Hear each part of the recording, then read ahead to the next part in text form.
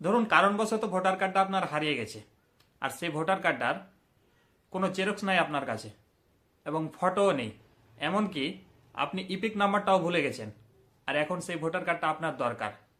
তো আপনি অনলাইন থেকে সেই ভোটার কার্ডটা কিভাবে ডাউনলোড করবেন, চলুন সম্পূর্ণ প্রসেসটা এই ভিডিওর মাধ্যমে দেখিয়ে দিচ্ছি।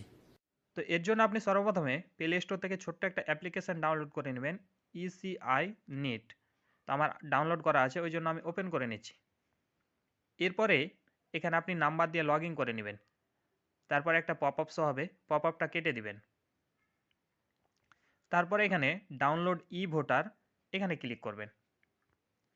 এরপরে যেহেতু আপনার ইপিক নাম্বার জানা নাই, সেজন্য আপনি সার্চ ইওর ডিটেলস এই অপশানটাতে ক্লিক করবেন। এরপরে আপনার তো ইপিক নাম্বার জানা নাই, তাহলে সার্চ বাই ডিটেলস এই অপশানটাতে ক্লিক করবেন। এরপরে এখানে নেম বসাবেন, তারপরে এখানে লাস্ট নেম, তারপরে এখানে রিলেটিভ নেম মানে বাবার নাম, তারপরে এখানে বাবার লাস্ট নেম। এরপরে এখানে আপনি ডেট অফ বার্থ দিয়ে দিবেন, মানে আপনার জন্ম তারিখ। তারপরে এখানে আপনি স্টেট সিলেক্ট করে নেবেন, মানে আপনার রাজ্যের নাম। তারপরে এখানে ডিস্ট্রিক্ট মানে আপনার জেলা।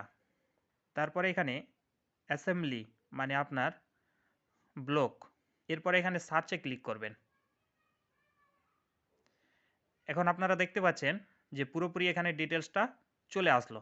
তারপর আপনারা যেটা করবেন, এখান থেকে ইপিক নাম্বারটা কপি করে নেবেন। তারপরে আবার ব্যাকে চলে আসবেন। ব্যাকে আসার পর এখানে ইপিক নাম্বারে ক্লিক করবেন। তারপরে এখানে স্টেটটা সিলেক্ট করে নেবেন। এরপর এখানে ফ্যাচ ডিটেলসে ক্লিক করবেন। তারপরে এখানে নিচে প্রসিডে ক্লিক করবেন।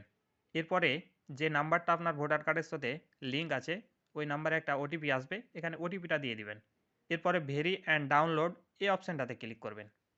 আর এখন আপনারা তো দেখতেই পাচ্ছেন যে ভোটার কার্ডটা অলরেডি ডাউনলোড হয়ে গেছে। ভিডিওটি দেখে যদি একটু উপকার পেয়ে থাকেন, তাহলে অবশ্যই ভিডিওটিতে একটি লাইক করে সবার মাঝে ভিডিওটি শেয়ার করে দিবেন।